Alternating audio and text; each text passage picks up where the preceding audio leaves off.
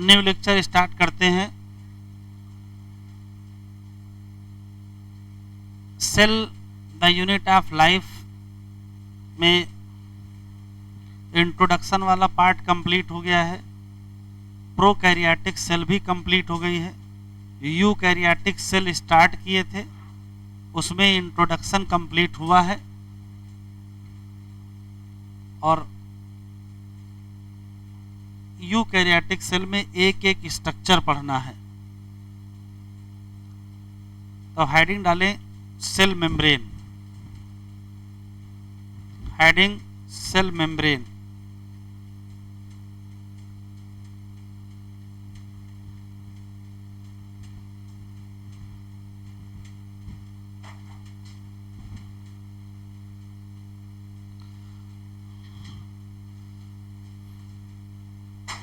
पहले 2-3 बातें समझ लेते हैं।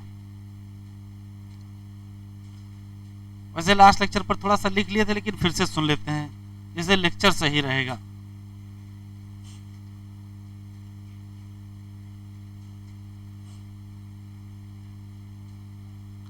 तो चाहे सेल मेम्ब्रेन कहो, चाहे प्लाज्मा मेम्ब्रेन कहो,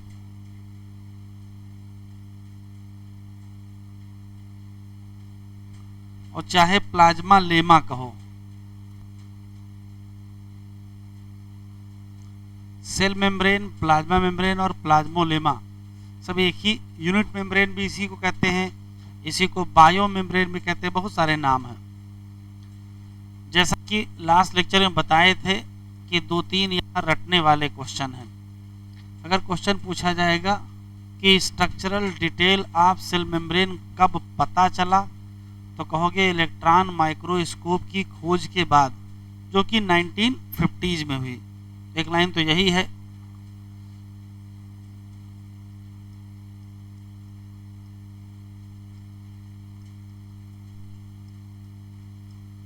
structural detail of cell membrane,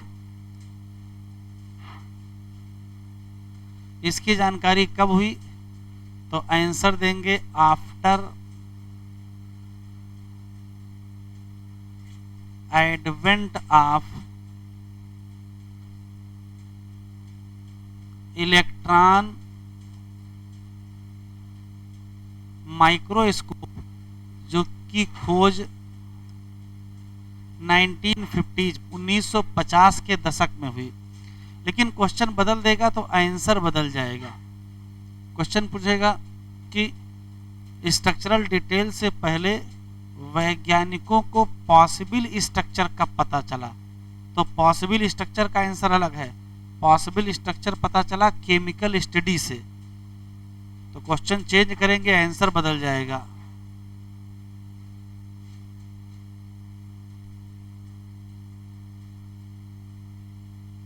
possible structure of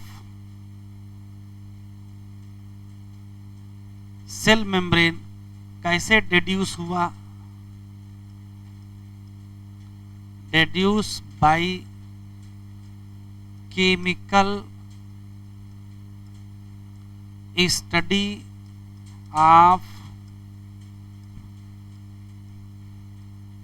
cell membrane. Specially कौन सी सेल मेम्ब्रेन की स्टडी की गई थी, तो ह्यूमन के आरबीसी की गई थी। तो पता क्या चला था,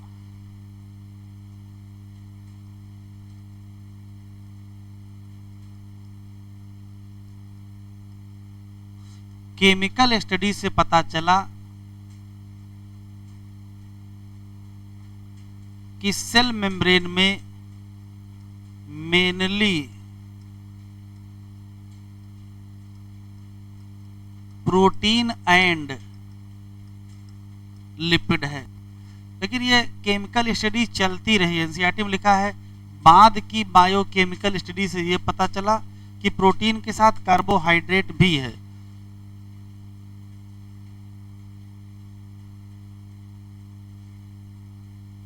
तो तो जब बायोकेमिकल स्टडी और की गई तो पता चला कि सेल मेम्ब्रेन, लिखते चलेंगे या लिख चुके तो ना लिखें, प्रोटीन एंड क्या है, कार्बोहाइड्रेट है। तो फिर फाइनली क्या हो गया,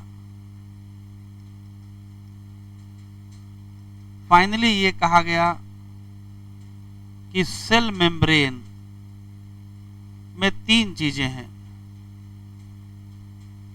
प्रोटीन भी है, लिपिड भी है और कार्बोहाइड्रेट भी है। प्रोटीन का परसेंटेज लगभग 42%, 40%, तो ये अपने आप कितना बचा, 8%। प्रोटीन, फैट और कार्बोहाइड्रेट का ये रेशियो किसका था, ह्यूमन आरबीसी की मेम्ब्रेन का था।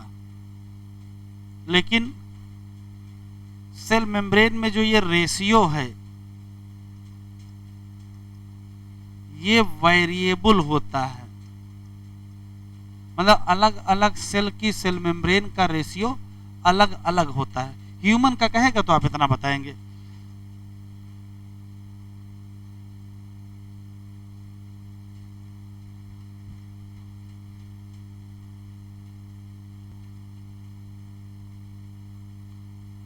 स्ट्रक्चर ऑफ सेल मेम्ब्रेन,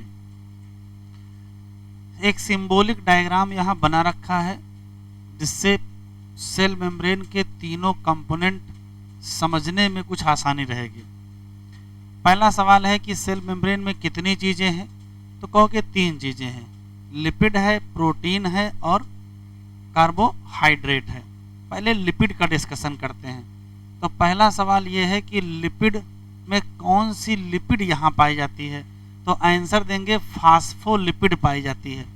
लेकिन सिर्फ फास्फोलिपिड ही नहीं होता है, लिपिड के नाम पर फास्फोलिपिड के अलावा कोलेस्टेरॉल भी पाया जाता है।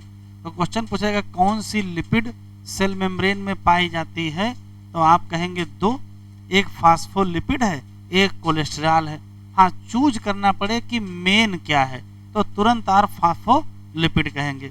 कौन सी फास्फोलिपिड यहाँ पाई जाती है, तो सेल मेम्ब्रेन में जो फास्फोलिपिड पाई जाती है वो उसका नाम लेसिथिन होता है। ठीक है, ये वास्तव में एक प्रकार की फास्फोग्लिसराइड होती है।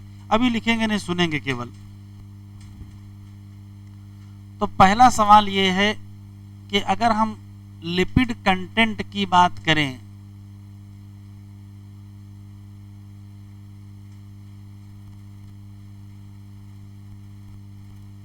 Lipid content of cell membrane, तो लिपिड कंटेंट में दो चीजें मिलेंगे, क्या, एक मिलेगा फास्फोलिपिड और एक मिलेगा क्या, कोलेस्ट्रॉल। लेकिन यही क्या है, मेन लिपिड है या मेन कंटेंट है लिपिड का।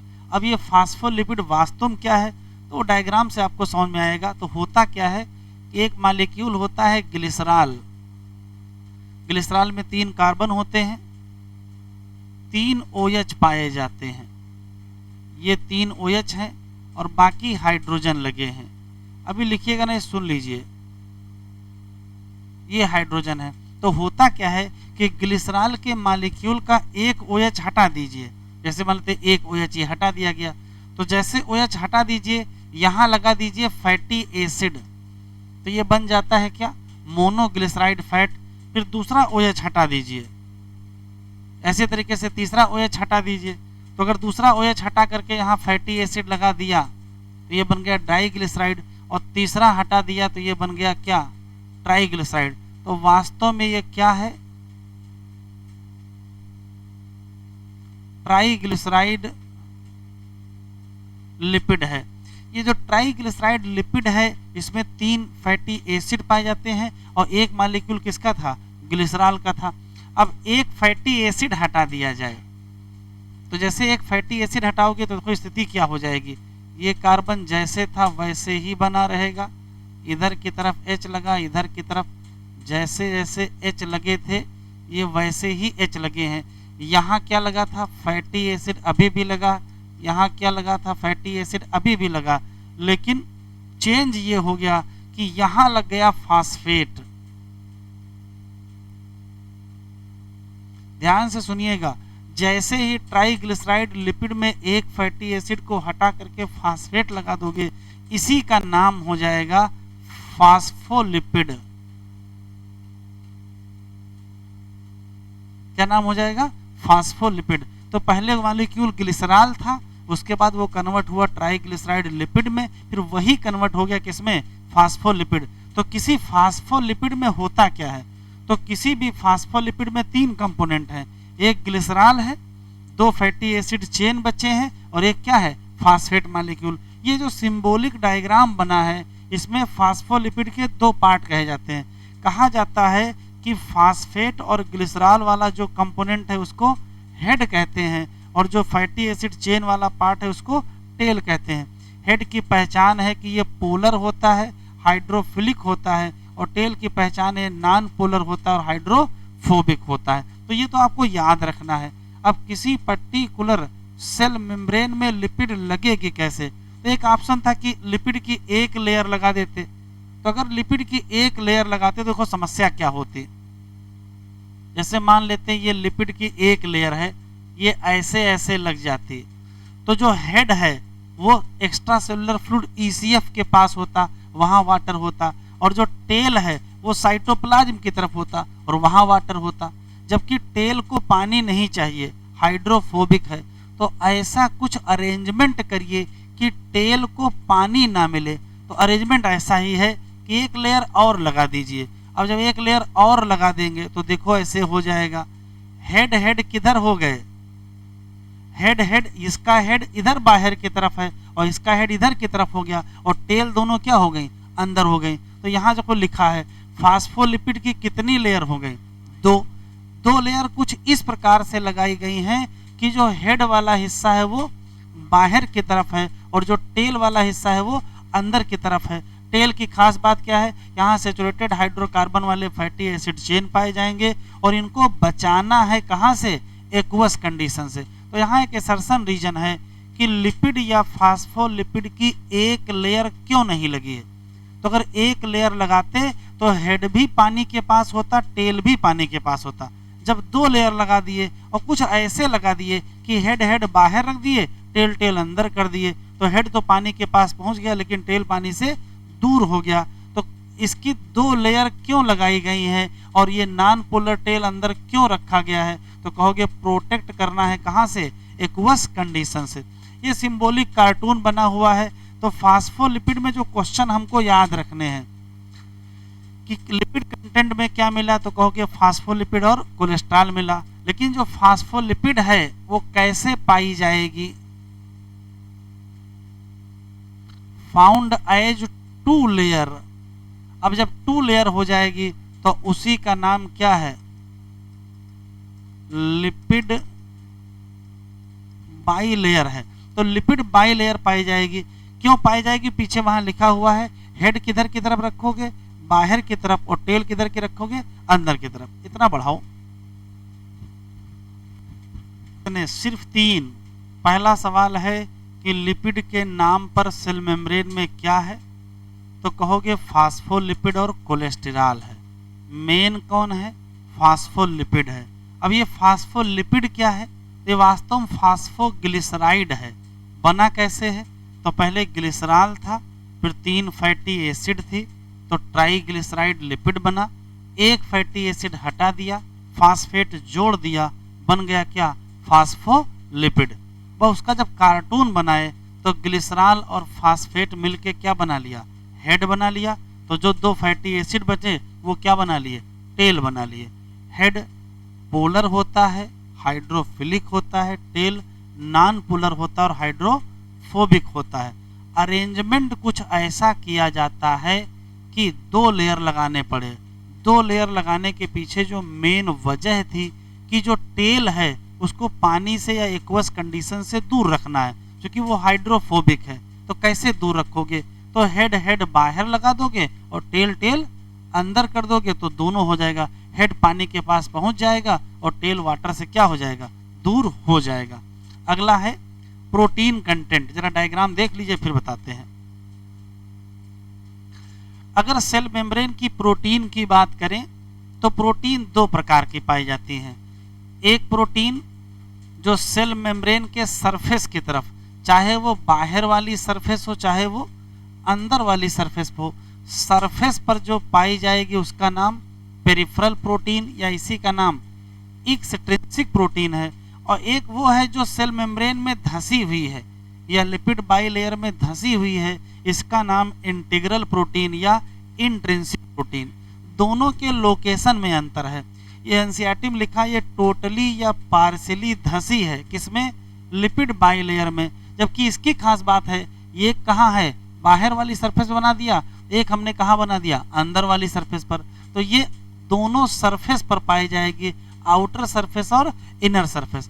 एनसीईआरटी में ऐसे लिखा है कि सेल मेम्ब्रेन की जो प्रोटीन है, सेल मेम्ब्रेन की जो प्रोटीन है उनको इस आधार पर क्लासिफाई किया गया है कि सेल मेम्ब्रेन से आसानी से निकलेंगी या आसानी से नहीं निकलेंगी।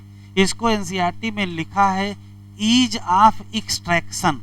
तो बताओ कौन सी प्रोटीन सेल मेम्ब्रेन से आसानी से रिमूव हो जाएगी, तो आंसर देंगे पेरिफेरल प्रोटीन। और कौन सी आसानी से निकलेगी नहीं, तो आंसर देंगे क्या, इंटीग्रल प्रोटीन। तो ये आसानी से निकल जाएगी, ये आसानी से नहीं निकलेगी, ये सरफेस पर है और ये एम्बेडेड है। किस सरफेस पर है, तो कहोगे आउटर और इनर दोनों सरफेस पर है। तो केवल 3 क्वेश्चन लिख लें हमारे साथ।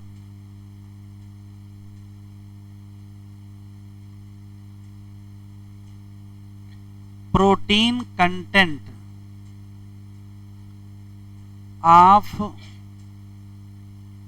Cell membrane. प्रोटीन कंटेंट में यह रखेंगे, ये 2 टाइप की हैं और इनके नाम किस आधार पर रखे गए हैं, on basis of ease of extraction. कौन कौन से नाम रखे गए हैं, तो एक है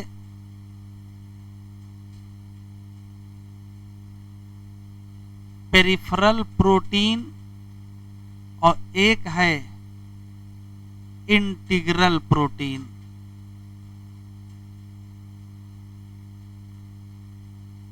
पेरिफेरल की खास बात है कि ये सरफेस पर है, ये एम्बेडेड है, सरफेस पर है और इजिली एक्सट्रैक्टेड, आसानी से निकल आएगी। जबकि ये not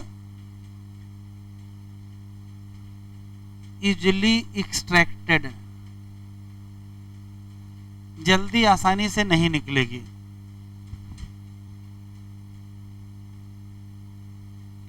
carbohydrate content,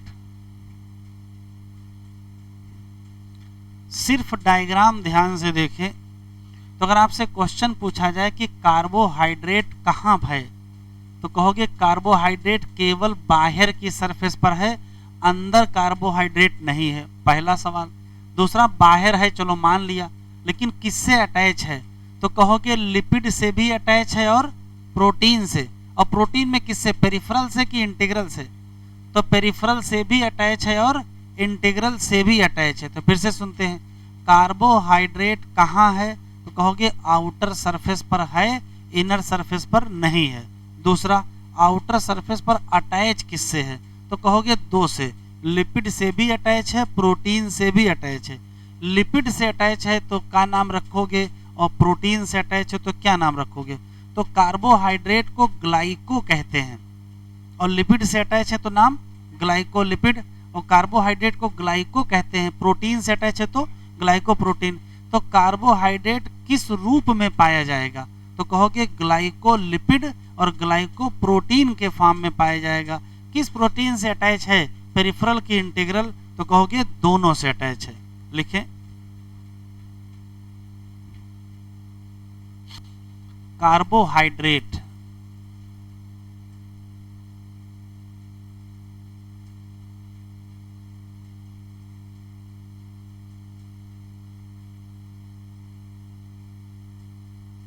content of cell membrane. 3 question है। पहला, ओनली फाउंड एट कहां, आउटर सरफेस, केवल बाहर की तरफ है, अंदर नहीं है। दूसरा, found attach to lipid and protein, और प्रोटीन में दोनों से अटैच है, पेरिफेरल से भी और इंटीग्रल से। किस फॉर्म में पाया जाएगा? Found as glycolipid and glycoprotein. ये ग्लाइकोलिपिड क्या है? तो ये वास्तव में कार्बोहाइड्रेट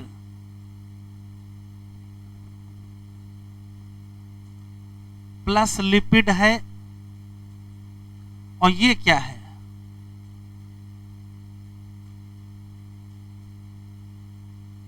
कार्बोहाइड्रेट प्लस प्रोटीन है।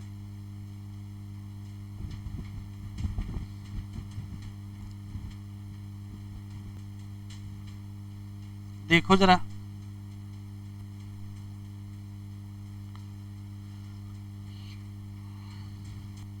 सेल मेम्ब्रेन, देखो यहां स्पष्ट लिखा है detail structure of cell membrane. Detail हमको कब पता चला? देखो यहां लिखा है after advent of electron microscope, वो भी कब? 1950s। लेकिन अगर क्वेश्चन ये आए कैसे डिड्यूस किया गया पॉसिबल स्ट्रक्चर ऑफ सेल, तो आंसर देंगे केमिकल स्टडी करोगे। अब स्पेशली किसकी करोगे? ह्यूमन आरबीसी, तभी से अंदाजा लगेगा किसका? Possible structure. फिर यहाँ एक लाइन लिखी है, बाद के बायोकेमिकल इन्वेस्टिगेशन, एक लाइन यहाँ भी लिखी है कि सेल मेम्ब्रेन में मेनली होगा, तो मेनली लिपिड और प्रोटीन। यहाँ पर रुक जाइए, उसके बाद ये लाइन पढ़ना है। कह रहा बायोकेमिकल इन्वेस्टिगेशन किया गया तो पता चला कि सेल मेम्ब्रेन में प्रोटीन के साथ क्या मिलता है? कार्बोहाइड्रेट। तो फिर फाइनली 3 चीजें हो गई, तभी लिखा है रेशियो किसका? प्रोटीन का और लिपिड साथ में क्या होगा? कार्बोहाइड्रेट। ये वेरिएबल होता है। ह्यूमन बीइंग में स्पेशली बात करें तो आरबीसी की, एरिथ्रोसाइट की, तो ये 52% क्या है? प्रोटीन, 40% क्या है? लिपिड। तो 8% अपने आप क्या बचा? कार्बोहाइड्रेट। अब यहां से लेकर के यहां तक ये लिखा है लिपिड के बारे में। देखो लिखा है मेजर लिपिड आर फास्फोलिपिड, पहला सवाल। अरेंज एज ए बाइलेयर, दूसरा सवाल। लिपिड का अरेंजमेंट मेम्ब्रेन में कुछ ऐसा है कि जो पोलर हेड है वो बाहर की तरफ है, जबकि नॉन पोलर या हाइड्रोफोबिक टेल किधर है? अंदर की तरफ है। और ये क्यों है? वो लिखा है non polar tail of saturated hydrocarbon, इसको बचाना है किससे? Aqueous environment. आखिरी line, in addition to phospholipid, phospholipid के साथ साथ लिपिड के नाम पर यहां क्या पाया जाता है? कोलेस्ट्रॉल। फिर लिखा है depending on ease of extraction, आसानी से कैसे निकालोगे? मेम्ब्रेन प्रोटीन 2 प्रकार के, इंटीग्रल और पेरिफेरल। पेरिफेरल प्रोटीन कहाँ मिलेंगे? सरफेस, बाहर वाली की अंदर वाली? दोनों सरफेस पर मिलेंगे। जबकि इंटीग्रल प्रोटीन कहाँ है? पार्शियली या टोटली धसी हुई है, किसमें? मेम्ब्रेन में। डायग्राम बहुत इंपॉर्टेंट है, ये ध्यान से देखेंगे तो एक तो लिपिड की ये लेयर हो गई, एक लिपिड की ये लेयर हो गई, ठीक है, बाई लेयर हो गई। ये हेड हो गए, ये टेल, ये हेड हो गए, ये टेल हो गए। अब ध्यान से देखेंगे तो अगर आप ध्यान से देखेंगे तो यहाँ से लेकर के यहाँ तक ये कौन सी पेरिफेरल प्रोटीन बनी है, जबकि ये कौन सी प्रोटीन बनी है, इंटीग्रल। तो ये हो गई पेरिफेरल प्रोटीन, ये हो गई क्या, इंटीग्रल प्रोटीन। अब कार्बोहाइड्रेट को ध्यान से देखें, देखो यहाँ लिखा है शुगर। शुगर ये किससे अटैच है, तो ये अटैच है पेरिफेरल प्रोटीन, लेकिन ये भी तो शुगर है, ये किससे अटैच है, इंटीग्रल। और ये भी तो शुगर है, किससे अटैच है, लिपिड बाइलेयर। कार्बोहाइड्रेट या शुगर सिर्फ बाहर बना है, अंदर देखो कहीं बना है, बिल्कुल नहीं बना है। तो कार्बोहाइड्रेट किस सरफेस पर मिलेगा, बाहर सरफेस पर मिलेगा, अंदर सरफेस पर नहीं मिलेगा। एनसीईआरटी ने क्या किया है, सिर्फ जनरल कहानी बताएं, सीधे आ गया मॉडल। तो साइड हेडिंग डालिए fluid mosaic model.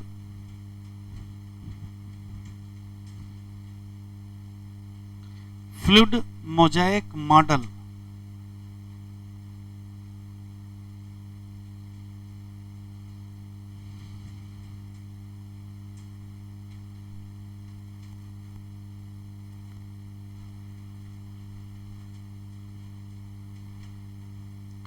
Fluid mosaic model.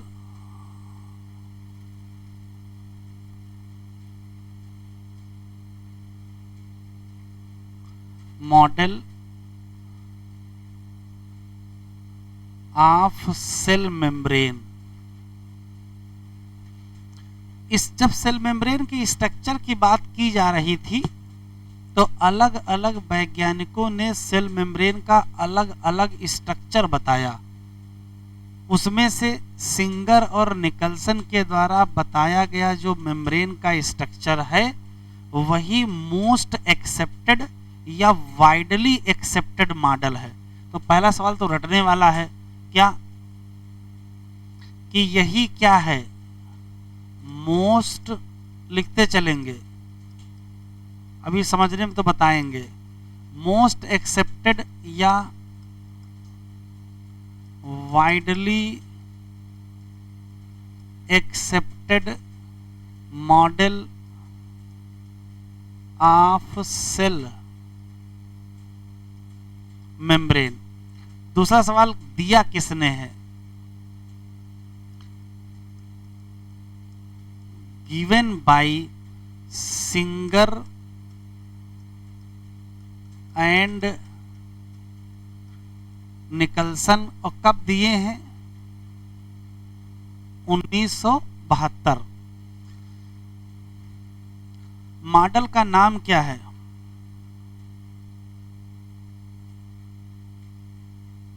Fluid mosaic model. अब रुक जाइए, पहला सवाल है कि सेल मेम्ब्रेन में फ्लूइड के नाम पर क्या है और मोज़ेक के नाम पर क्या है। तो फ्लूइड के नाम पर पाया जाता है लिपिड, चाहे लिपिड कहो चाहे फास्फोलिपिड कहो, और मोज़ेक के नाम पर पाया जाता है प्रोटीन। पहला सवाल, जैसे कहोगे लिपिड फ्लूइड है तो पूछेगा कौन सी फ्लूइड है, तो कहोगे क्वासी फ्लूइड है। अभी लिखो नहीं। और मोज़ेक में प्रोटीन है कौन सी, तो वह आपको पहले से ही पता है,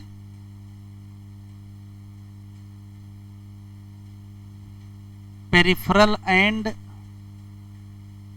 इंटीग्रल। इधर देखो जरा, जैसे मान लेते हैं कि ये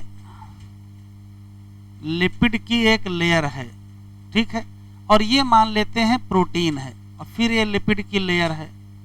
अभी लिखो ने देख लो जरा, अगर हम ये कह रहे हैं कि लिपिड लिक्विड है या फ्लूइड है, कैसे पता चलेगा।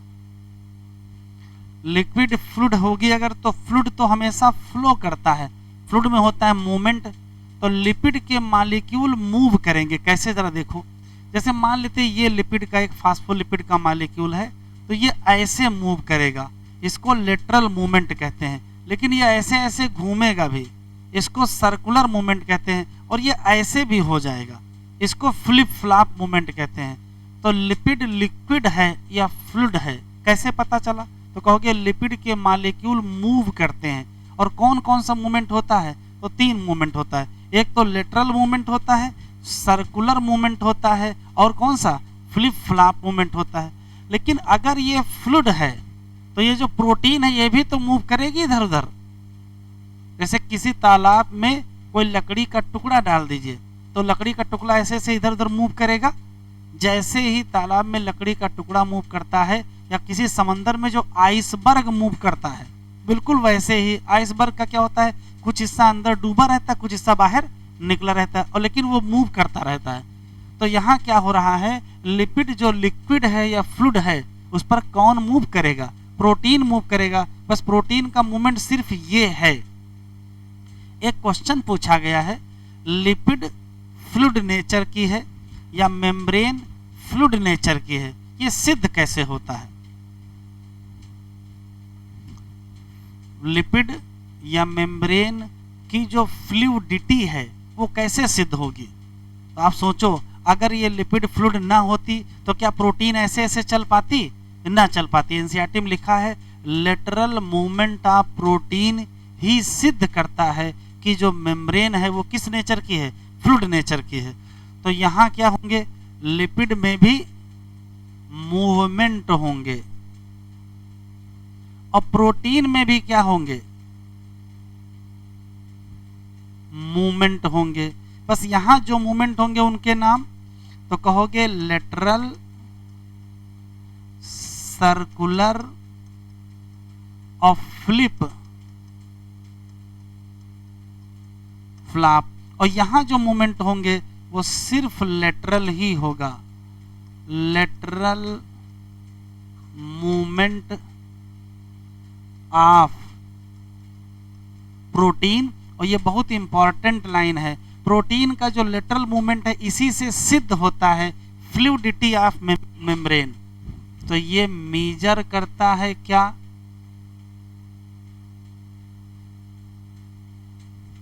Fluidity of membrane.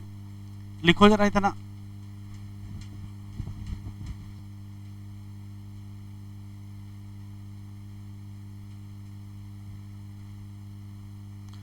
सवाल ये है फ्लूइड नेचर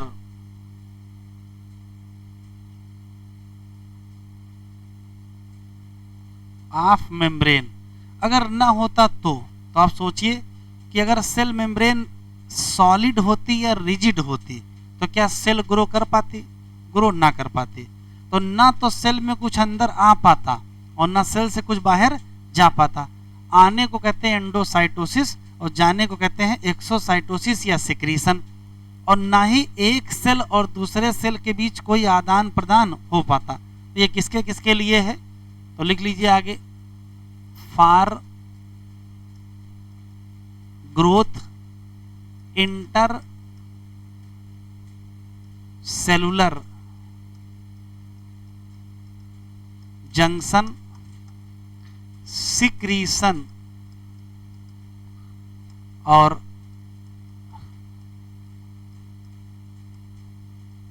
एंडोसाइटोसिस और cell division.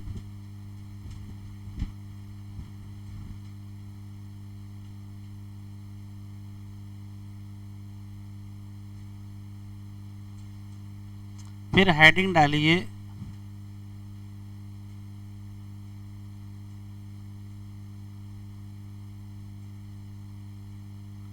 Function of cell membrane.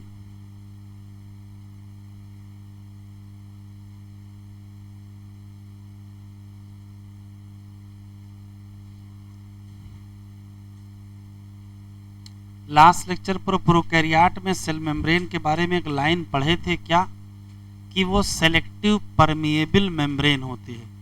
तो अगर मेम्ब्रेन के सेलेक्टिव परमिएबिलिटी की बात करें तो इसका मतलब समझ लो क्या है। जैसे मान लेते ये सेल की मेम्ब्रेन है और ये कोई पर्टिकुलर मॉलिक्यूल है जिसको अंदर आना है, या कोई ये पर्टिकुलर मॉलिक्यूल है जिसको बाहर जाना है। तो सेल मेम्ब्रेन रास्ते में बाधा बन के खड़ी रहती है।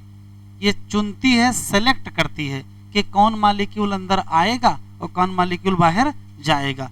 तो सेल मेम्ब्रेन वास्तव में लिविंग मेम्ब्रेन होती है, लिविंग अगर कोई डेड होता तो क्या वो किसी को रोक पाता? वो किसी को न रोक पाता। तो सेल मेम्ब्रेन मॉलिक्यूल को रोक रही है, क्योंकि सेल मेम्ब्रेन किस में आती है? लिविंग में आती है। तो ये लिविंग मेम्ब्रेन होती है, ये सेलेक्टिव परमिएबल मेम्ब्रेन है। और क्या करती है? तो ये ट्रांसपोर्ट करती है मॉलिक्यूल को, या तो सेल के अंदर या तो सेल के बाहर, मतलब अंदर बाहर आने के लिए। तो है काहे के लिए? फॉर ट्रांसपोर्ट मॉलिक्यूल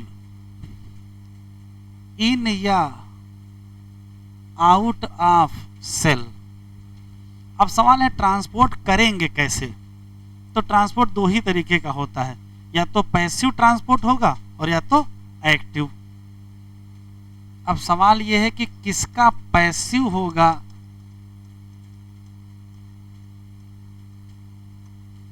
और किसका एक्टिव होगा।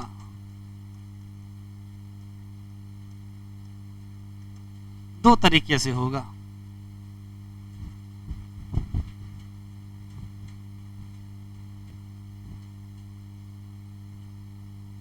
बताओ भाई, लिख लिया? अब कुछ लिखेंगे नहीं, सुनेंगे, जरा समझ लेंगे, फिर भी पॉइंट्स में लिखा देंगे।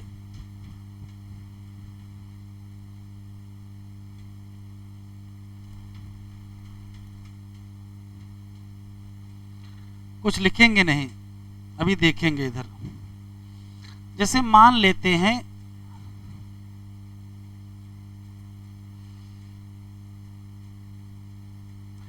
कि यह सेल मेम्ब्रेन है,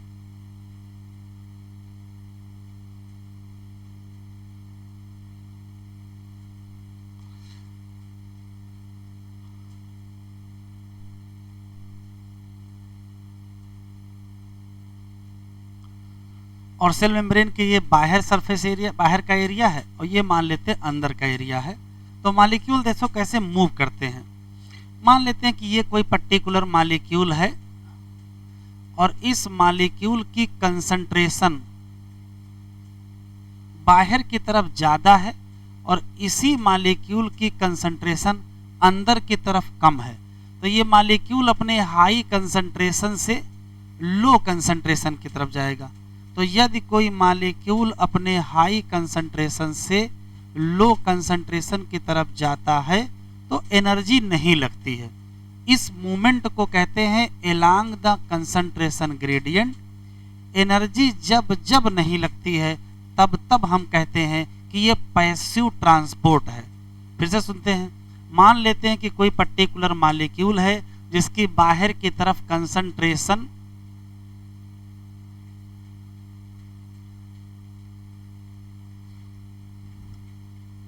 हाई कंसंट्रेशन है और अंदर की तरफ लो कंसंट्रेशन है।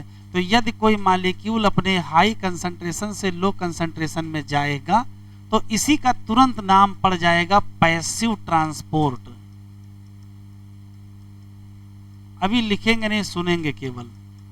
पैसिव ट्रांसपोर्ट की जो पहली पहचान है, ये हाई कंसंट्रेशन से लो कंसंट्रेशन, या यूं कह सकते हो एलॉन्ग द कंसंट्रेशन ग्रेडियंट। तो ये क्या है? हाई टू लो कंसंट्रेशन, या ये भी तो कह सकते हो एलॉन्ग कंसंट्रेशन ग्रेडियंट। अब सवाल ये है कि जब एलॉन्ग द कंसंट्रेशन ग्रेडियंट चलेंगे तो क्या एनर्जी लगेगी? तो कहोगे नहीं, नो एनर्जी कंज्यूम। और इसी नाते इसका नाम क्या पड़ गया? Passive transport. इसी पैसिव ट्रांसपोर्ट का ही दूसरा नाम सिंपल डिफ्यूजन भी है। इसी का दूसरा नाम सिंपल डिफ्यूजन है। तो जनरल सी बात है, यदि कोई भी मॉलिक्यूल अपने हाई कंसंट्रेशन से लो कंसंट्रेशन की तरफ जाए, बिना एनर्जी खर्चा किए जाए, एलॉन्ग द कंसंट्रेशन जाए, हाई से लो जाए तो हम उसको चाहे पैसिव ट्रांसपोर्ट कह दें और चाहे उसी को सिंपल डिफ्यूजन कह दें। इसी का एक और नाम है, इसी को कहते हैं डाउन हिल।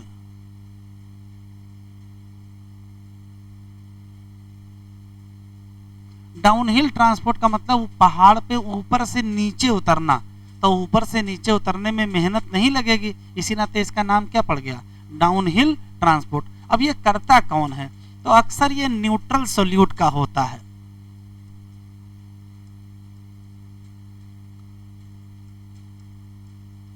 कोई भी न्यूट्रल सोल्यूट या सॉल्वेंट अगर है तो इसी तरीके से मूव करेगा। जैसे जैसे मान लेते हैं कि ये वाटर के मॉलिक्यूल हैं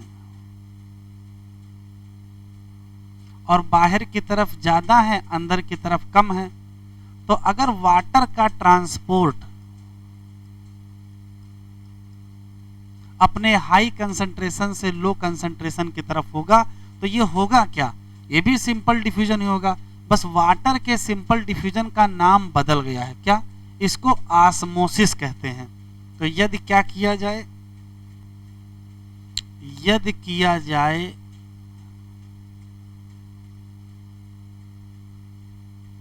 सिंपल डिफ्यूजन ऑफ वाटर, तो इसी का नाम क्या पड़ गया, ऑस्मोसिस। बस यही खास बात यह है कि ये भी हाई कंसंट्रेशन से कहां जा रहा है, लो। तो सिंपल डिफ्यूजन कहो, चाहे ऑस्मोसिस कहो, चाहे पैसिव ट्रांसपोर्ट कहो, ये सब है एक ही चीज। बस वाटर का जब पैसिव ट्रांसपोर्ट होता है तो उसको पैसिव ट्रांसपोर्ट ना कह के, सिंपल डिफ्यूजन ना कह के क्या कह देते हैं, ऑस्मोसिस कह देते हैं। लेकिन ये भी हाई से लो ही हो रहा है। एक तब तक नई चीज आ गई, मान लेते हैं कि कोई ऐसा मॉलिक्यूल है, मान लेते हैं कि कोई ऐसा मॉलिक्यूल है जिसकी अंदर कंसंट्रेशन हाई है, बाहर कंसंट्रेशन हाई है, अंदर कंसंट्रेशन लो है। लेकिन एक समस्या खड़ी हो गई है, क्या, ये मॉलिक्यूल पोलर है। पोलर मॉलिक्यूल का मतलब जिसके ऊपर चार्ज हो, तो जैसे ही पोलर मॉलिक्यूल आ जाएगा, भले ही इसकी कंसंट्रेशन यहाँ हाई है यहाँ लो है, ये अंदर आ नहीं पाएगा। क्यों नहीं आ पाएगा, क्योंकि पोलर मॉलिक्यूल को कौन नहीं पार होने देगा, सेल मेम्ब्रेन, क्योंकि वो क्या होती है, नॉन पोलर। तो एनसीईआरटी में एक लाइन लिखी है, polar molecule can not cross non polar lipid by layer. लेकिन मान लेते हैं सेल कह रही नहीं हमको अंदर लाओ, दिखाओ कैसे है, तो लाना तो पड़ेगा ही, तो कैसे लाएंगे, कहा जाएगा कि जो सेल मेम्ब्रेन की प्रोटीन है उनकी मदद ले लो, सेल मेम्ब्रेन की प्रोटीन की मदद ले लो। तो ये जो प्रोटीन है इनको कहा जाता है कैरियर प्रोटीन। तो पहला सवाल ये है कि कैरियर प्रोटीन की आवश्यकता कब पड़ेगी, तो कहोगे जब पोलर मॉलिक्यूल को क्रॉस कराना हो नॉन पोलर सेल मेम्ब्रेन, तभी किसकी आवश्यकता पड़ जाएगी, कैरियर। तो कैरियर प्रोटीन फैसिलिटेट करेंगे,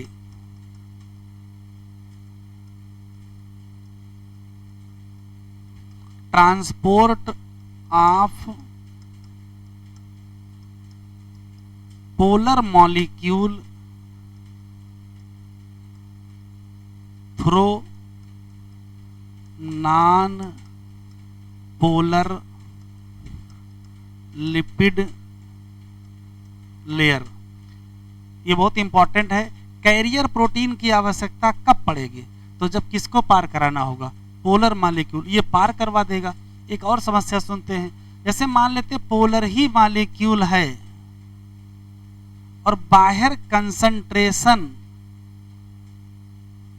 कम है और अंदर कंसंट्रेशन ज्यादा है, तो डबल समस्या हो गई। एक तो आयन है, क्या है, आयन, आयन का मतलब कैसे है, पोलर मॉलिक्यूल है और कंसंट्रेशन भी बाहर कम है और अंदर ज्यादा है, और इधर से इधर इनको जाना है, इधर से इधर इनको जाना है। अब क्या किया जाए, तो आपको दो चीजें लेनी पड़ेंगी। सबसे पहले तो इनको कैरियर प्रोटीन की व्यवस्था करनी पड़ेगी। क्या लगानी पड़ेगी, कैरियर प्रोटीन। लेकिन क्या सिर्फ कैरियर प्रोटीन लगाने से काम चल जाएगा? नहीं, क्या करना है? लो कंसंट्रेशन से कहां जा रहे हैं? लो कंसंट्रेशन से हाई कंसंट्रेशन जा रहे हैं, तो इसी को हम कहते हैं क्या? इसी को कहते हैं एक्टिव ट्रांसपोर्ट। और एक्टिव ट्रांसपोर्ट की पहचान बताओ, पैसिव ट्रांसपोर्ट से अंतर बताओ। तो ये कहां से कहां जा रहा है? लो से हाई। तो ये क्या था? एलांग। तो ये क्या होगा? अगेंस्ट। इसमें एनर्जी नहीं लगी थी, इसमें एनर्जी लग जाएगी। तो वही 3 क्वेश्चन, ये कहां से कहां है? लो टू हाई कंसंट्रेशन। एक क्वेश्चन कह सकते हो अगेंस्ट कंसंट्रेशन ग्रेडियंट। कह सकते हो एनर्जी खर्चा होगी, एनर्जी कंज्यूम। इसी नाते एक्टिव ट्रांसपोर्ट को कहा जाता है अप हिल ट्रांसपोर्ट। और इसी का एग्जाम्पल हमको याद रखना है, सोडियम पोटेशियम पंप। याद आया? सोडियम पोटेशियम पंप में सोडियम भी क्या है? चार्ज है। पोटेशियम भी क्या है? चार्ज है। पोलर मॉलिक्यूल है, क्या लगेगा? कैरियर लगेगा। लेकिन साथ में क्या लग जाएगी? एनर्जी। लिखो नहीं, सुन ले, कैरियर लगे एनर्जी ना लगे, ये कौन सा मूवमेंट है? तो अगर सिर्फ कैरियर प्रोटीन लगी, एनर्जी नहीं लगी, तो इसको कहते हैं फैसिलिटेटेड डिफ्यूजन।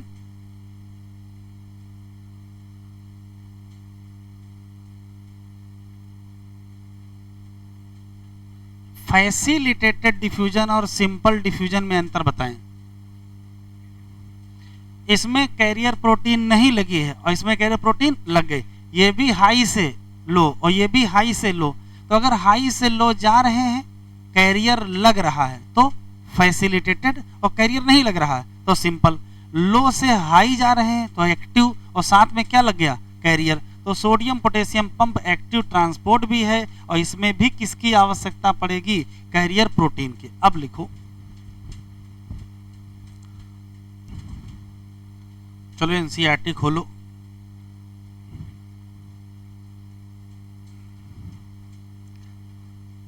लिखा है improved model of structure of cell membrane. किसने दिया? Singer and Nicolson. कब दिया? 1972। यही क्या है? एक्सेप्टेड मॉडल है एज फ्लूइड मोज़ेक मॉडल। इसमें क्वासी फ्लूइड नेचर है किसका? लिपिड का। और इसी चक्कर में हो क्या रहा है? ये देखो लिखा है लेटरल मूवमेंट ऑफ प्रोटीन। यही इंपॉर्टेंट है। जो लेटरल मूवमेंट ऑफ प्रोटीन है, देखा लिखा दिस एबिलिटी। ये दिस किसके बारे में है? ये दिस है लेटरल मूवमेंट ऑफ प्रोटीन, या दिस एबिलिटी टू मूव, मतलब प्रोटीन की वो योग्यता ये मूव कर सके कहाँ? With in the membrane. इसी से क्या सिद्ध होता है? इसी से क्या सिद्ध होता है? फ्लूइडिटी। फ्लूइड नेचर क्यों जरूरी है? तो देखो क्या जरूरी है? सेल की ग्रोथ के लिए, इंट्रासेलुलर जंक्शन के लिए, सिक्रीशन के लिए, एंडोसाइटोसिस के लिए और सेल डिवीजन के लिए। ऐसे one of the most important function क्या है? तो ये ट्रांसपोर्ट करेगा मॉलिक्यूल को। कैसा नेचर है? तो नेचर पहले से ही पता है, सिलेक्टिव परमिएबल है। बहुत सारे मॉलिक्यूल मूव कर जाएंगे संक्षिप्त मात्रा में, ब्रीफली। इधर देखो ब्रीफली क्यों लिखा है, इधर देखिए। मान लेते हैं इधर की तरफ मॉलिक्यूल 10 हैं और इधर की तरफ मॉलिक्यूल 7 हैं, तो कितने मॉलिक्यूल चले जाएंगे? 3 मॉलिक्यूल चले जाएंगे। 3 चले जाएंगे तो इधर कितने हो जाएंगे? और इधर ऐसा होगा कि इधर 7 बचेंगे, इधर 10 हो जाएंगे? ऐसा नहीं होगा। ध्यान से सुनिएगा। एक मॉलिक्यूल गया तो इधर कितने बचे? 9, और इधर कितने हो गए? 8। अब जैसे एक मॉलिक्यूल जाएगा वैसे इधर क्या बचेंगे? 8, इधर क्या हो जाएगा? 9। ये संभव नहीं है। तो सिर्फ एक ही मॉलिक्यूल जा पाएगा, सिर्फ एक मॉलिक्यूल जाएगा, कंसंट्रेशन क्या होने लगेगी, बराबर होने लगेगी, दूसरा जाना बहुत मुश्किल हो जाएगा। तो जब तक इधर हाई है, जब तक इधर लो है तभी तक चलेंगे, लेकिन हाई लो बदलेगा कैसे। अच्छा इधर 10 थे, इधर की तरफ 6 कर लेते हैं। आप बताओ, एक मॉलिक्यूल गया तो इधर कितने बचे, 9, इधर हो गए 7, एक और गया, इधर 8, इधर क्या हो गए 8। अब बताओ क्या होगा, केवल 2 मॉलिक्यूल जा पाए हैं और तभी कंसंट्रेशन क्या हो गई, बराबर हो गई। इसी नाते ये बहुत देर नहीं चलेगा, जल्दी ही अंदर और बाहर कंसंट्रेशन बराबर हो जाएगी। तो कितना मूव करेंगे, कितना मूव करेंगे, ब्रीफली मतलब संक्षिप्त मात्रा में मूव करेंगे, लेकिन without any requirement of energy. इसी नाते इसका नाम क्या रखना पड़ा, ये काम कौन करेगा, neutral solute move across the membrane by the process of simple diffusion. क्या लिखा है, एलॉन्ग द कंसंट्रेशन ग्रेडियंट, मतलब हाई कंसंट्रेशन से लो।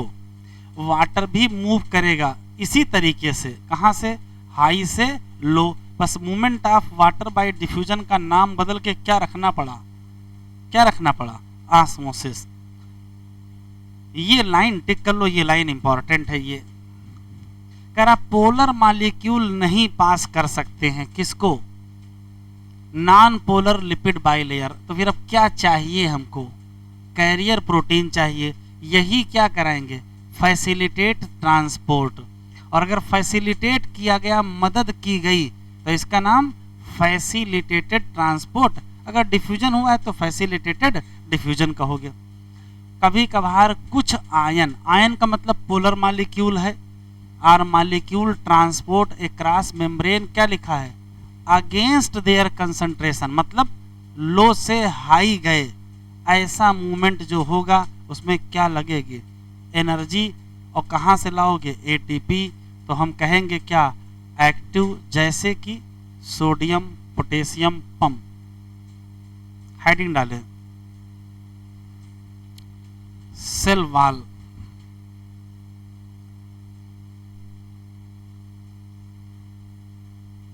Cell wall.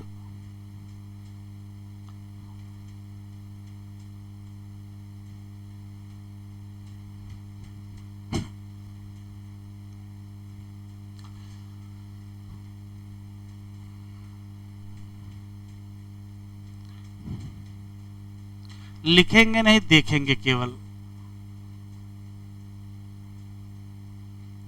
पहले तो रटने वाली लाइन जो एनसीईआरटी में लिखी है। पहला सवाल अभी पीछे बता के आए हैं कि सेल मेम्ब्रेन लिविंग है, सेल वॉल नॉन लिविंग है।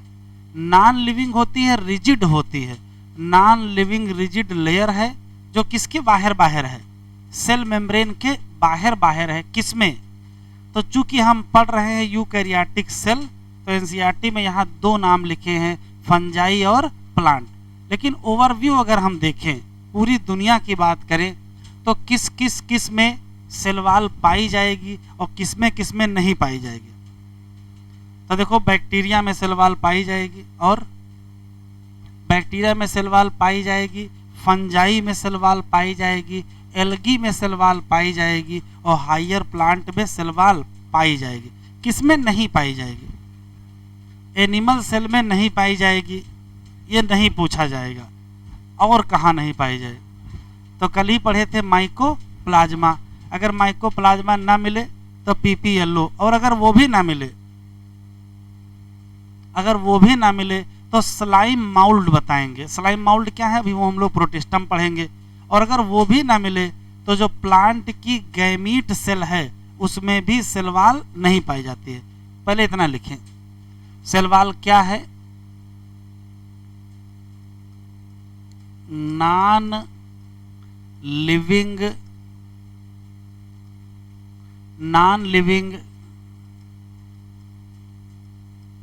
रिजिड लेयर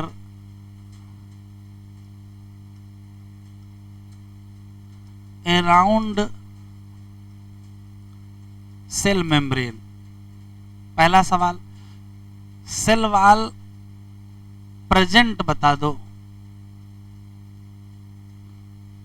तो प्रेजेंट में 4 नाम याद रखिएगा, बैक्टीरिया याद रखिएगा, फंजाई याद रखिएगा, एल्गी याद रखिएगा और हायर प्लांट याद रखिएगा। फिर सवाल एब्सेंट पूछेगा तो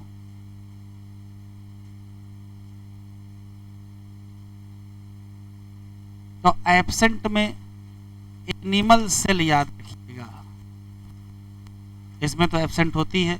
ना मिले तो माइकोप्लाज्मा याद रखिएगा, पीपी येलो याद रखिएगा, स्लाइम माउल्ड याद रखिएगा, और ये भी ना मिले प्लांट की गैमीट सेल। आप सोचो अगर गैमीट सेल में सेलवाल होती तो क्या दो सेल मिल करके जाइगोट बना पाएंगे? नहीं बना पाएंगे। तो नेचर ने व्यवस्था की है। उस प्लांट सेल का नाम बताओ जिसमें सेलवाल नहीं होती है। तो आंसर क्या देंगे? Gamete cell.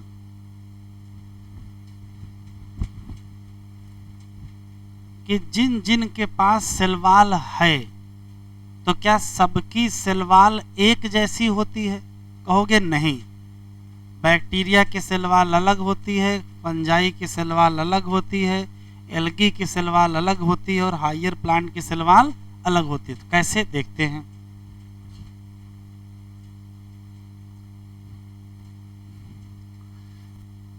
Chemical composition of cell wall. इसमें पहला सेल वॉल ऑफ बैक्टीरिया। तो बैक्टीरिया भी जल्दी कल ही पढ़े हैं, बताओ किसकी बनी होती है? तो बैक्टीरिया की जो सेल वॉल है वो बनी होती है पेप्टाइडो। लिखते चलें,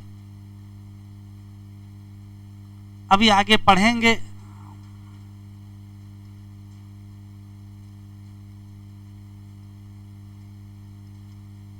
सेल वॉल ऑफ फंजाई तो बनी होती है काइटिन एंड पॉलीसेकेराइड। ये एनसीईआरटी में लिखा है फंजाई वाले चैप्टर में। फिर तीसरा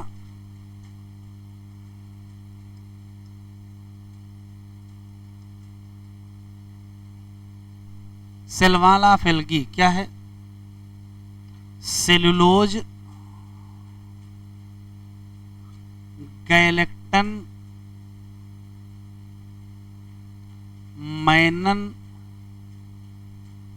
एंड मिनरल। और मिनरल कौन सा?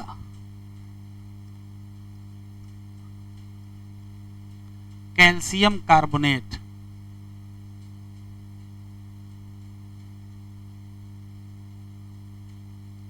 CaCO3 का होल ट्वाइज होगा ना? सही है। अरे CM भैया 2 वैलेंसी होती है। अच्छा कार्बोनेट भी 2 होते हैं। अच्छा तो ठीक है, काम चल गया इसका मतलब। चलो चौथा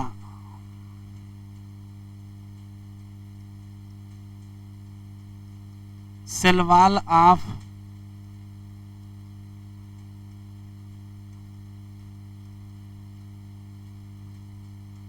हायर प्लांट सेल क्या होगा? सेलुलोज लिखते चले, hemicellulose, pectin and protein. Important है, ये बताओ किस किस की सेल वॉल में सेलुलोज है? एल्गी और हायर में। तो किस किस में नहीं है? तो जिस जिस में नहीं है उसे कहते हैं नॉन सेलुलोजिक सेल वॉल, और जिसमें है वो सेलुलोजिक सेल वॉल। तो ये इंपॉर्टेंट क्वेश्चन है। नॉन सेलुलोजिक सेल वॉल बताओ, तो कहोगे बैक्टीरिया में और किस में, फंजाई में। और cellulosic cell wall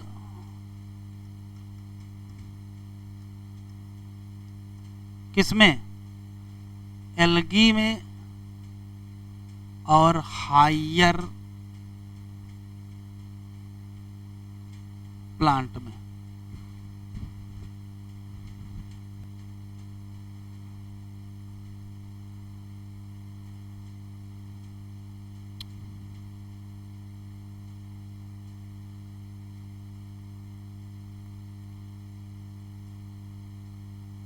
cell wall का फंक्शन तो कल ही पढ़े थे कि cell wall determine shape of cell, तो शेप ऑफ सेल में सेल वॉल का बड़ा इंपॉर्टेंट रोल होगा। लेकिन क्या सिर्फ शेप ही इसका काम है, ऐसा नहीं है, कुछ और काम भी होने हैं। कौन कौन से, तो कल ही बताए थे। सेल को प्रोटेक्ट भी तो करना है, क्योंकि रिजिड लेयर होती है, तो किसी भी मैकेनिकल डैमेज से या किसी भी इन्फेक्शन, जानते हैं एनसीईआरटी में लिखा क्या है, protect cell from mechanical damage and infection. जब क्वेश्चन एग्जाम में आएगा तो सिर्फ इन्फेक्शन से पूछेगा, क्वेश्चन पूछेगा which one protect cell from infection, तो इन्फेक्शन से कौन बचाएगा, तो आंसर क्या देंगे, सेल वॉल बचाएगी। और क्या करेगी, भले ही ये नॉन लिविंग है, भले ही ये रिजिड लेयर है, लेकिन यदि कोई बहुत बड़ा मॉलिक्यूल अंदर आना चाहेगा तो वो सेल वॉल को पार करके अंदर नहीं जा पाएगा। हाँ, छोटा मॉलिक्यूल होगा तो सेल वॉल के बीच से पोर से निकल जाएगा। तो अगर फंक्शन कहेंगे तो पहला फंक्शन शेप ऑफ सेल, दूसरा फंक्शन प्रोटेक्शन ऑफ सेल, कहाँ से, मैकेनिकल डैमेज या इन्फेक्शन। तीसरा फंक्शन क्या है, तो तीसरा फंक्शन है ये बैरियर का काम करेगी, किसी भी बड़े मॉलिक्यूल को अंदर नहीं आने देगी। लिखिए, फंक्शन ऑफ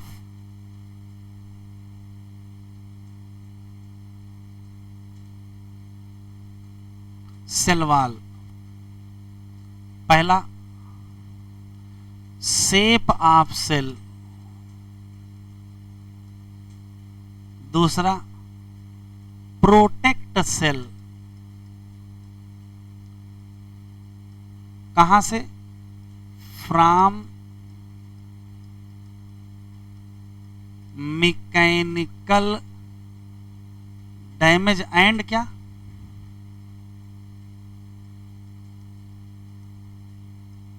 इन्फेक्शन। और क्या बनाएगा, एनसीईआरटी में देखो क्या लिखा है, intercellular cell to cell interaction कहो चाहे इंटरसेलुलर कम्युनिकेशन कहो, तो सेल टू सेल क्या, इंटरेक्शन और barrier for undesirable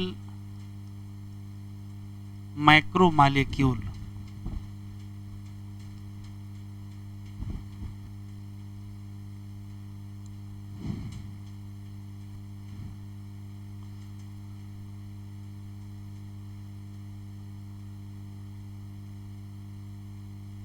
type of cell wall, तो सेल वॉल दो कैटेगरी की होती हैं, एक होती है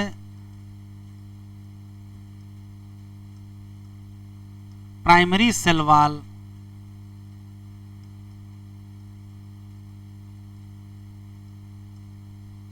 और एक होती है सेकेंडरी सेल वॉल। ये बताओ, इससे पहले कहीं सेकेंडरी सेल वॉल पढ़े हो,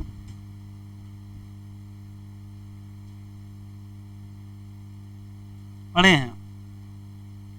जब हम लोग प्लांट ग्रोथ एंड डेवलपमेंट पढ़ रहे थे, तो जब डिफरेंशिएशन पढ़ रहे थे, तो वहां लिखा है deposition of secondary cell wall. तो सेल वॉल कितनी होती हैं, दो प्रकार की, प्राइमरी और सेकेंडरी। क्या अंतर होता भी देखें, अब कुछ लिखेंगे नहीं, इधर देखें। जैसे मान लेते हैं कि ये कोई पर्टिकुलर प्लांट सेल है, और इस पर्टिकुलर प्लांट सेल में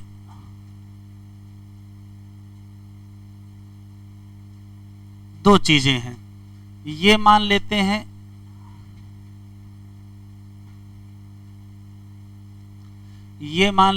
कि सेल वॉल है, और ये मान लेते हैं कि सेल मेम्ब्रेन है, और अंदर साइटोप्लाज्म है और ये न्यूक्लियस। यहां ये क्या मिलेगा? साइटोप्लाज्म। ऐसी कोई भी सेल, अभी लिखे नहीं, बनाए नहीं, ऐसी कोई भी सेल जिसमें सेल मेम्ब्रेन पाई जाए, बाहर सेल वॉल पाई जाए, और जिस सेल के पास ग्रो करने की क्षमता बची हो, उस सेल को कहते हैं यंग सेल। तो ये है यंग प्लांट सेल। इसकी खास बात यह है कि अभी इसमें एबिलिटी टू ग्रो है। ये ग्रो कर सकती है, ये इलांगेट कर सकती है। क्यों? क्योंकि यहां जो वाल है वो कैसी है? प्राइमरी। तो यहां जो सेल वाल पाई जाती है वो कौन सी है? वो प्राइमरी वाल है। प्राइमरी वाल की खास बात है कि ये थोड़ा सा थिन होती है, इलास्टिक होती है। तो थिन होती है, इलास्टिक होती है, और इसी नाते यहाँ क्या हो सकता है? यहाँ ग्रोथ हो सकती है। मान लेते धीरे धीरे समय बीतेगा, सेल अपना साइज बड़ा कर लेगी, मैक्सिमम साइज हो जाएगा। उस दौरान धीरे धीरे सेल मैच्योर भी तो होगी, और अंततः वो मैच्योर सेल में कन्वर्ट हो जाएगी। तो जब कोई particular young plant cell convert हो जाती है किसमें?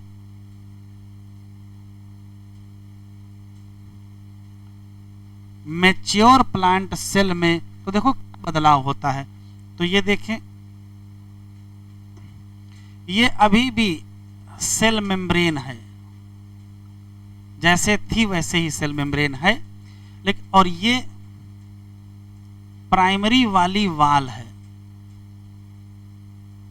बस प्राइमरी वाली वाल और सेल मेम्ब्रेन के बीच नई क्या आ जाएगी? सेकेंडरी सेल वॉल आ जाएगी। देखो क्या हुआ है, ये क्या है?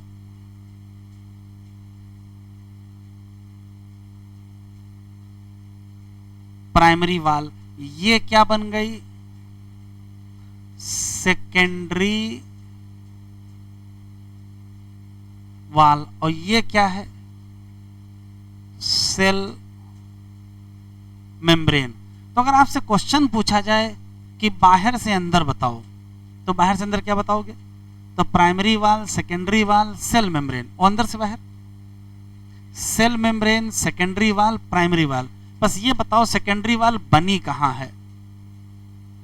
डेवलप्स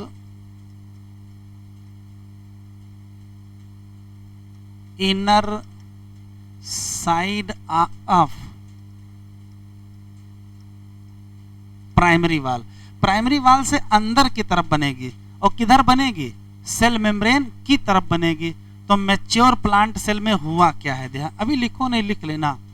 ये जो प्राइमरी वाल है ये डिमिनिश हो जाती है। प्राइमरी वाल धीरे धीरे कमजोर हो जाएगी, सेकेंडरी वाल नई बन जाएगी। तो पहली घटना क्या होगी?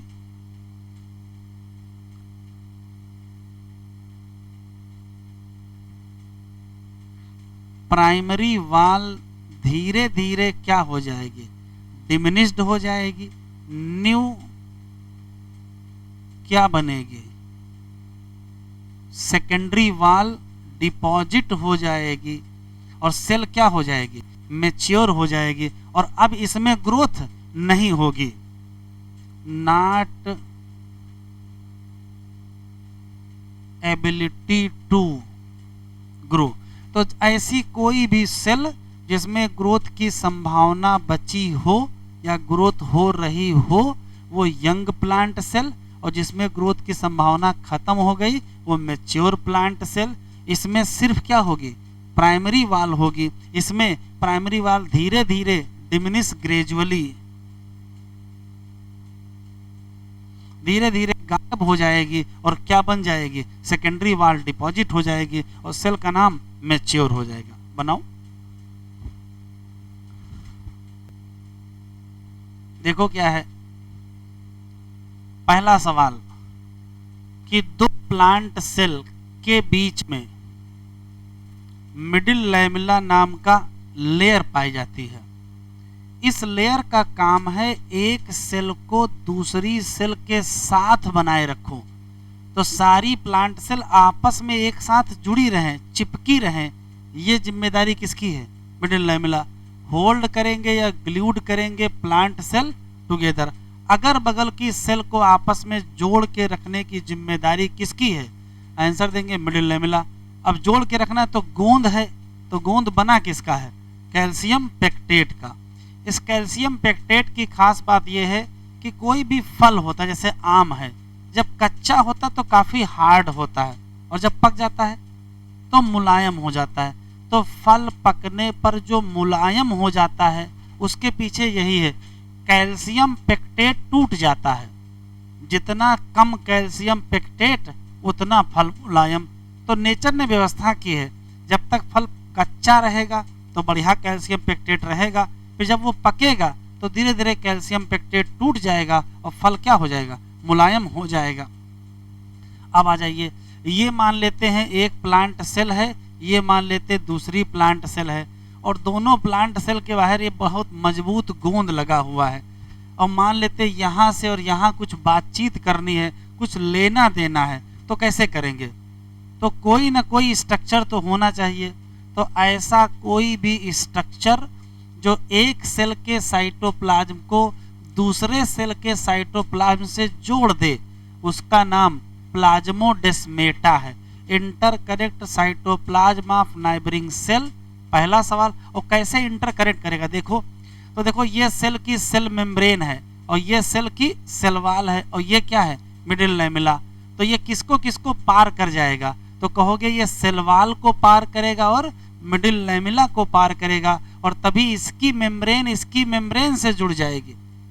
तो एक सेल की सेल मेम्ब्रेन दूसरी सेल की सेल मेम्ब्रेन से जुड़ जाएगी। तो एनसीईआरटी में लिखा है ट्राइवर्स, ये आर पार गुजर जाता है किसके, सेल वाल के और किसके, मिडिल लैमेला। और तभी इस सेल की सेल मेम्ब्रेन और इस सेल की सेल मेम्ब्रेन आपस में कनेक्ट हो जाएंगे तो साइटोप्लाज्म क्या हो जाएगा, कनेक्ट हो जाएगा। एनसीईआरटी खोलो जरा,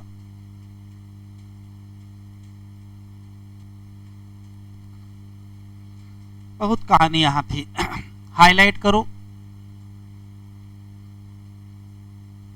क्या है, नॉन लिविंग रिजिड स्ट्रक्चर है, कहते क्या है, सेल वाल, बनाता क्या है, आउटर कवरिंग, किसके बाहर, प्लाज्मा मेम्ब्रेन। बस स्पेशली दो शब्द लिखे हैं, कौन से, फंजाई और प्लांट, जो कि हम यूकैरियोटिक पढ़ रहे हैं।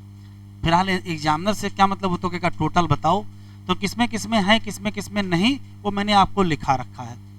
सेल वाल केवल क्या नहीं देता है, केवल शेप नहीं देता है, ये बचाता भी है किसको, सेल को। कहाँ से, मैकेनिकल डैमेज और कहाँ से, इन्फेक्शन। ये सेल टू सेल इंटरेक्शन करता है और बैरियर का भी काम करता है, अनडिजायरेबल कौन से, माइक्रो का मतलब बड़े मालिक्यूल, छोटे मालिक्यूल आने जाने देगा। एल्गी की सेल वाल बनी है क्या, सेलुलोज की, गैलेक्टन की, माइनन की, मिनरल कौन सा, जबकि प्लांट की बनी है सेलुलोज की, हेमिसेलुलोज की, पेक्टिन की और प्रोटीन। ये लाइन बहुत इंपॉर्टेंट है।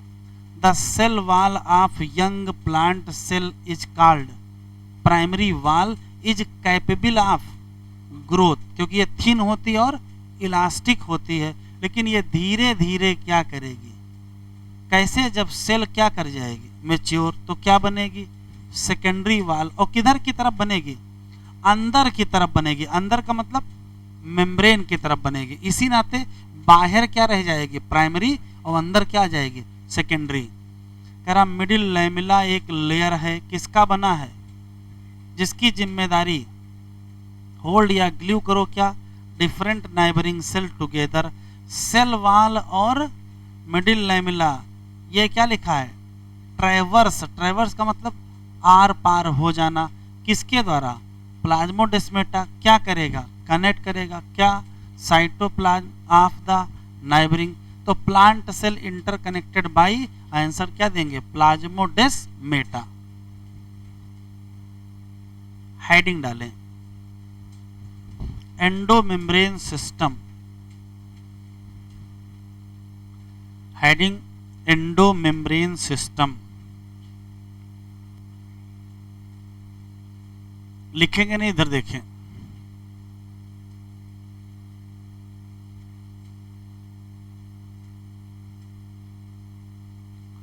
एंडोमेम्ब्रेन सिस्टम,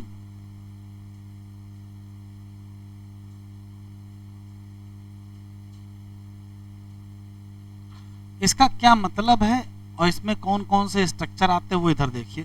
जैसे मान लेते हैं कि ये कोई पर्टिकुलर सेल है, इस सेल के अंदर ये न्यूक्लियस है, न्यूक्लियस में दो मेम्ब्रेन पाई जाती हैं, अभी आगे हम लोग पढ़ेंगे, आउटर और इनर न्यूक्लियर मेम्ब्रेन।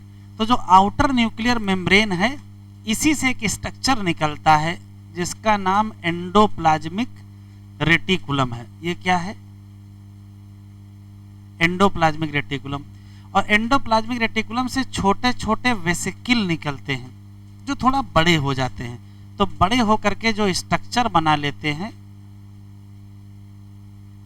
उसे क्या कहते हैं? गाल्जी कॉम्प्लेक्स। और गाल्जी कॉम्प्लेक्स से भी वेसिकल निकलते हैं, गाल्जी कॉम्प्लेक्स से भी वेसिकल निकलते हैं जो बड़े होकर के दो चीजें बना सकते हैं। ये है लाइसोसोम और ये है वैक्यूल। देखिए हुआ क्या है, न्यूक्लियस की आउटर मेम्ब्रेन से बना एंडोप्लाज्मिक रेटिकुलम, से वेसिकल बना, से बना गाल्जी कॉम्प्लेक्स, फिर वेसिकल बना, से बना लाइसोसोम्स, और उसी के साथ क्या बना? वैक्यूल। ये इतने सारे जो स्ट्रक्चर बन गए हैं, ये सब एक ही मेम्ब्रेन से बन रहे हैं। अगर उसी मेम्ब्रेन से बदलाव होता जा रहा है और एक से दूसरा स्ट्रक्चर बन रहा है, इसी नाते ये सारे स्ट्रक्चर मिल के काम करते हैं। तो किसी भी पर्टिकुलर सेल के अंदर ऐसे कोई भी स्ट्रक्चर जो फंक्शनल कोऑर्डिनेशन का मतलब तालमेल कर लेते हैं, मिलजुल के काम करेंगे, वही बनाएंगे क्या? Endomembrane system. एंडोमेम्ब्रेन सिस्टम का मतलब है कि जब कभी 2 या 3 या 4 आर्गन एक दूसरे से इंटरेक्ट करें और फंक्शनली कोऑर्डिनेट करें, मतलब मदद करें एक दूसरे में, एक दूसरे के काम में इन्वॉल्व हो जाएं, तो उसी को क्या कहेंगे? Endomembrane system. एंडोमेम्ब्रेन सिस्टम में कौन कौन कौन कौन आएगा? तो कहोगे एंडोप्लाज्मिक रेटिकुलम आएगी, फिर गाल्जी कॉम्प्लेक्स आएगा, फिर लाइसोसोम आएगा, फिर वैक्यूल आएगा। अब बचे कौन कौन लोग हैं? अब देखो ज्यादा ऑर्गेनेल तो बचे नहीं है, एक माइटोकॉन्ड्रिया बचा है, एक क्लोरोप्लास्ट बचा है और एक माइक्रोबॉडीज या पराक्सीसोम।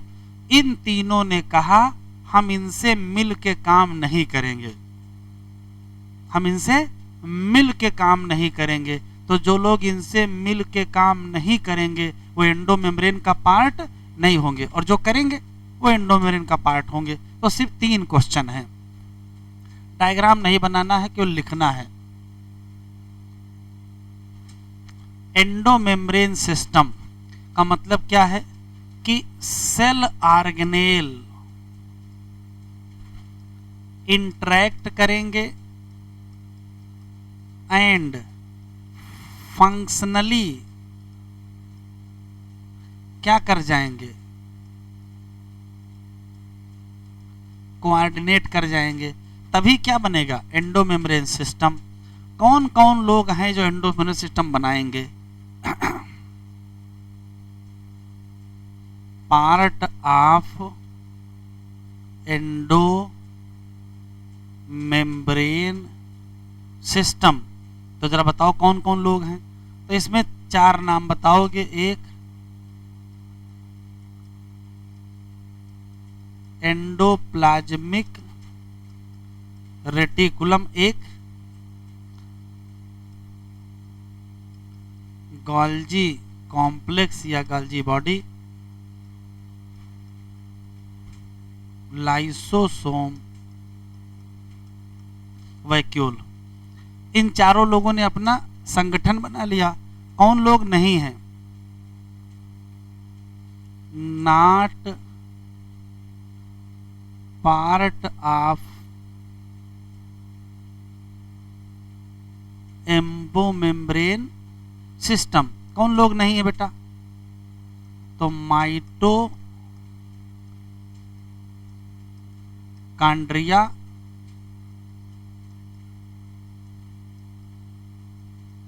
क्लोरोप्लास्ट,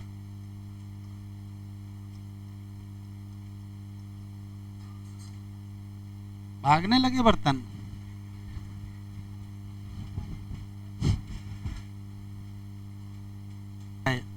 अभी जल्दी एक बार आया है फ्लो। तो फ्लो क्या है तो यहां लिख देते हैं। सबसे पहले क्या होगा? Outer nuclear membrane. इसी से क्या बनेगा? इसी से बनेगा एंडोप्लाज्मिक रेटिकुलम। इससे बनेगा वेसिकिल। वेसिकिल बड़ा होगा तो बनेगा क्या? Golgi complex. फिर निकलेगा वेसिकिल, और इस वेसिकिल से कई चीजें बनती हैं। इसी से बन जाएगा लाइसो,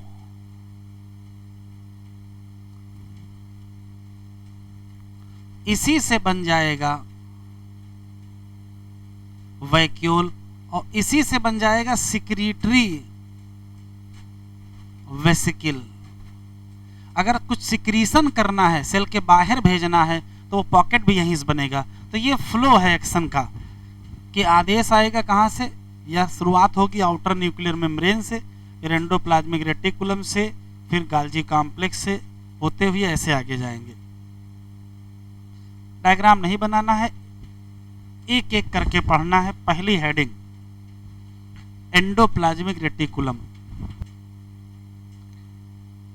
किसी भी यूकैरियोटिक सेल का जब इलेक्ट्रॉन माइक्रोस्कोप से एग्जामिनेशन किया गया तो किसी पर्टिकुलर यूकैरियोटिक सेल के अंदर साइटोप्लाज्म में एक नेटवर्क देखने को मिला। एक नेटवर्क देखने को मिला जो न्यूक्लियस की मेम्ब्रेन से शुरू होके सेल मेम्ब्रेन तक फैला था। जैसे मान लेते हैं कि ये कोई पर्टिकुलर सेल है, ये उसका न्यूक्लियस है, तो इसके अंदर ऐसे ऐसे नेटवर्क फैले हुए हैं, ऐसे पूरा नेटवर्क फैला हुआ था। इस नेटवर्क का नाम एंडोप्लाज्मिक रेटिकुलम रखना पड़ा। क्यों? जो साइटोप्लाज्म में हो उसका नाम एंडोप्लाज्मिक कहोगे, और रेटिकुलम का मतलब नेटवर्क ही होता है, तो इसका नाम रखना पड़ा क्या? Endoplasmic reticulum. तो पहला सवाल कि जब यूकैरियोटिक सेल का इलेक्ट्रॉन माइक्रोस्कोप से एग्जामिनेशन करोगे तो अंदर एक नेटवर्क देखने को मिलेगा। नेटवर्क को रेटिकुलम कहते हैं। लोगों ने पूछा नेटवर्क बना किसका है? तो कहा पतले पतले टिब्यूल का बना है, टिनी टिब्यूलर स्ट्रक्चर। एक टिब्यूल ये है, एक टिब्यूल ये है, एक टिब्यूल ये है। कहा टिनी टिब्यूलर स्ट्रक्चर का बना है, तो कहा नाम क्या रखा जाए? एंडोप्लाज्मिक। रट लो, ठीक, रख लिया गया।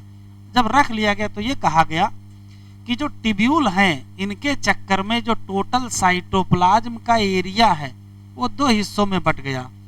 एक एरिया उस टिब्यूल के अंदर चला गया और एक एरिया उस टिब्यूल के बाहर रह गया।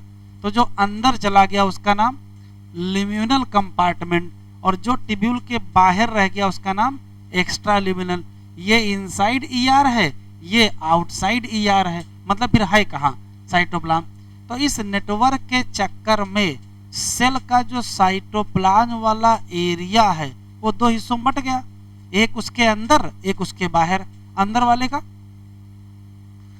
वाले का ल्यूमिनल कंपार्टमेंट और बाहर वाले का एक्स्ट्रा ल्यूमिनल कंपार्टमेंट।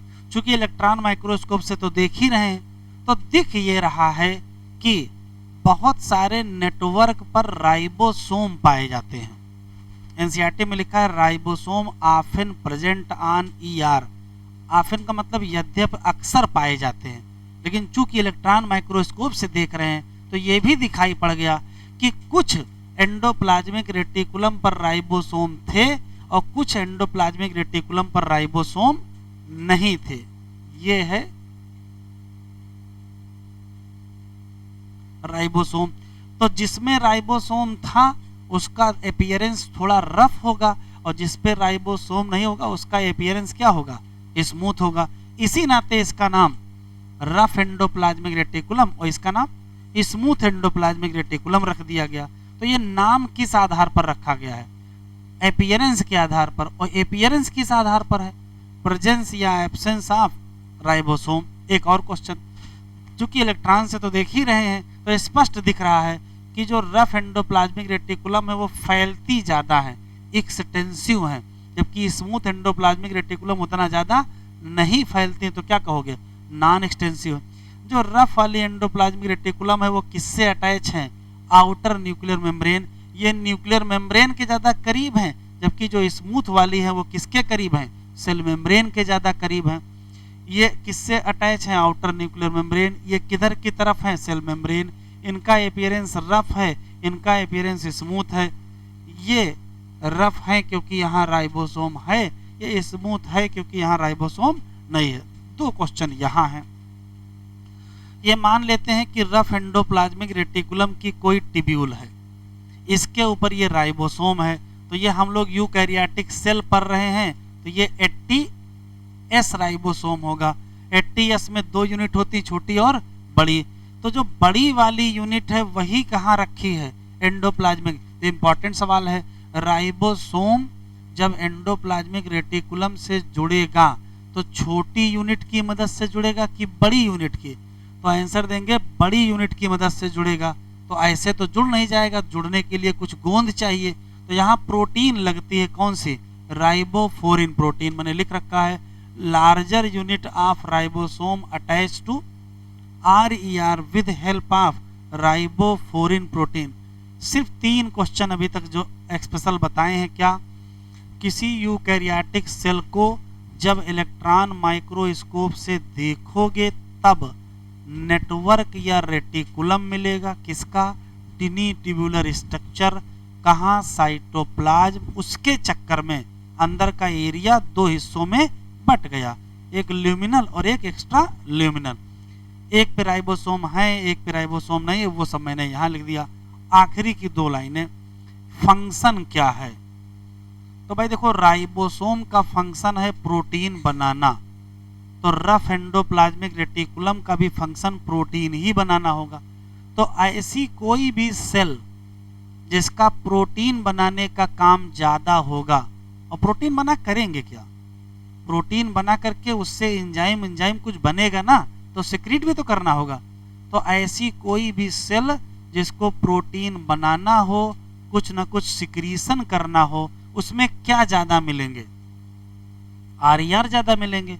लेकिन इसका काम प्रोटीन बनाना तो होगा नहीं, क्योंकि इसके पास राइबोसोम नहीं है, तो कुछ तो बनाएगी। तो ये लिपिड की सिंथेसिस करेगी।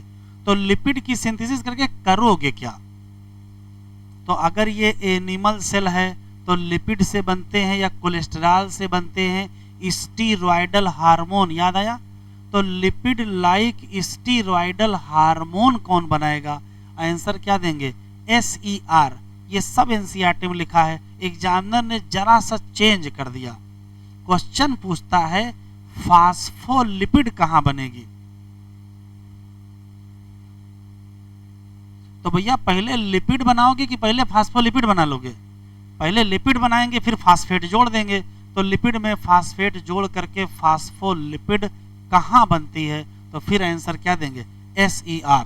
5 लाइनें लिख रहे हैं, बस वही लिख लीजिए।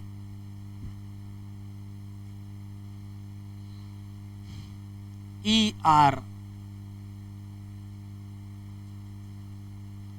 क्या है, तो electron microscope.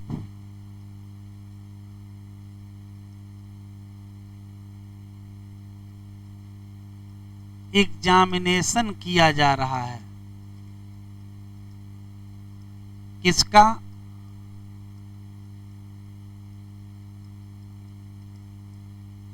Eukaryotic cell.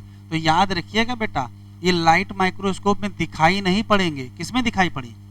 Electron. एक क्वेश्चन। दूसरा, ये है क्या? तो कहोगे नेटवर्क है, या क्या कहोगे? रेटिकुलम है। किसकी?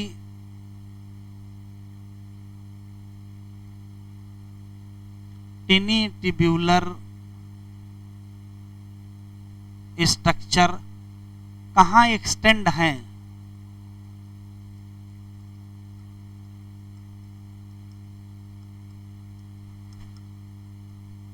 कहां से कहां? आउटर न्यूक्लियर मेम्ब्रेन से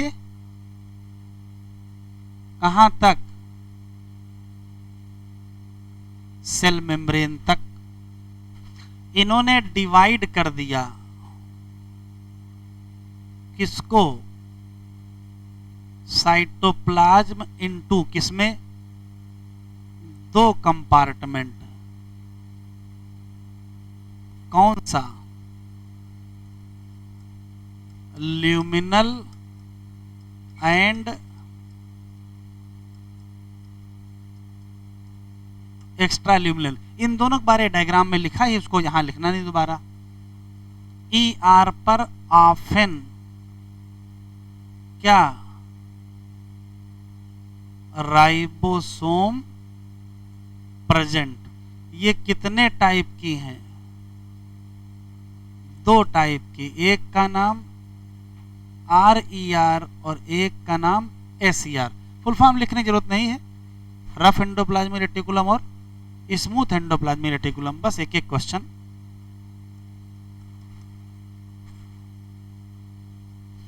काहे के लिए? फॉर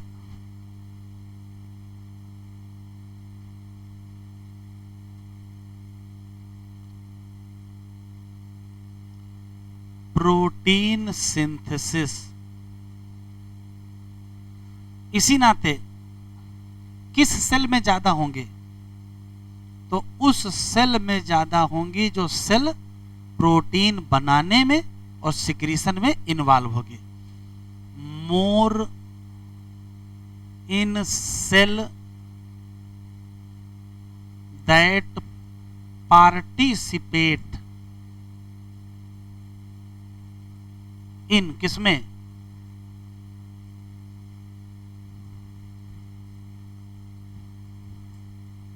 प्रोटीन सिंथेसिस एंड आखिरी लाइन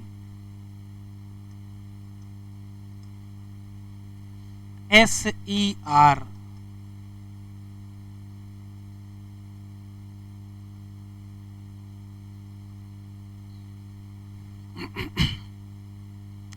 काहे के लिए?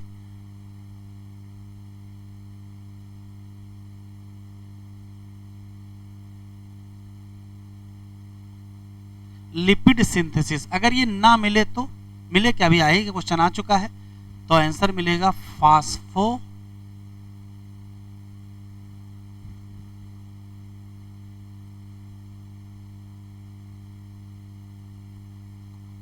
ठीक है।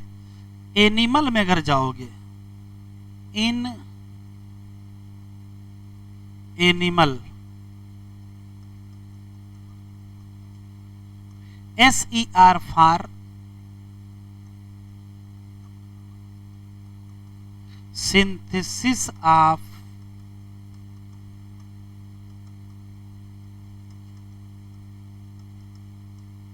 lipid like steroidal hormone।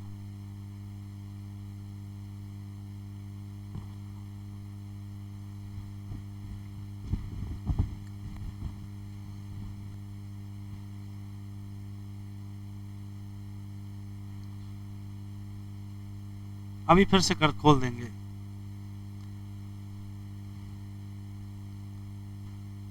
कह रहा जो मेम्ब्रेनस ऑर्गेनेल हैं, वैसे तो सबका अपना अपना स्ट्रक्चर अपना अपना फंक्शन, लेकिन बहुत सारे लोग कहते चलो मिल के काम किया जाए, तो क्या बना लेंगे? एंडो मेम्ब्रेन, क्योंकि इनका फंक्शन क्या है। कौन कौन लोग आएंगे? तो endoplasmic reticulum, Golgi complex, lysosome और वैक्यूल। लेकिन कौन लोग नाराज हैं? Mitochondria, chloroplast, peroxisome. क्या लिखा है? Not coordinate with above. इसी नाते ये किसका हिस्सा नहीं है? Endoplasmic reticulum. किससे देखोगे? लाइट से मत देखने लगिएगा, लाइट में दिखाई नहीं पड़ेगा। और किसको देखोगे तो क्या मिलेगा? नेटवर्क या रेटिकुलम। किसका? टिनी ट्यूबुलर स्ट्रक्चर। कहाँ फैला है? साइटोप्लाज्म। नाम रखना पड़ा मजबूरी में। इसने डिवाइड कर दिया अंदर के स्पेस को, किसमें? दो कंपार्टमेंट, एक ल्यूमिनल और एक एक्स्ट्रा ल्यूमिनल। ईआर पर अक्सर क्या मिलती हैं? राइबोसोम। एंडोप्लाज्मिक रेटिकुलम जिस पे राइबोसोम हो उसका नाम क्या रखना पड़ेगा? आरईआर। और जिस पे राइबोसोम ना हो उसका एपियर कैसा हो जाएगा? तो मजबूरी में क्या रखना पड़ा? एसईआर। ये लिखा है आरईआर किस सेल में ज्यादा मिलेगी? तो जो इन्वॉल्व होगी किसमें और किसमें? ये देखो लिखा है क्या? एक्सटेंसिव। और ये जुड़ी है किससे? Outer membrane. और एसईआर मेजर साइट है किसकी? Synthesis of lipid. लेकिन अगर एनिमल में है तो लिपिड लाइक स्टीरॉयडल हार्मोन कहाँ सिंथेसाइज होंगे? एसईआर। बस आज इतना ही।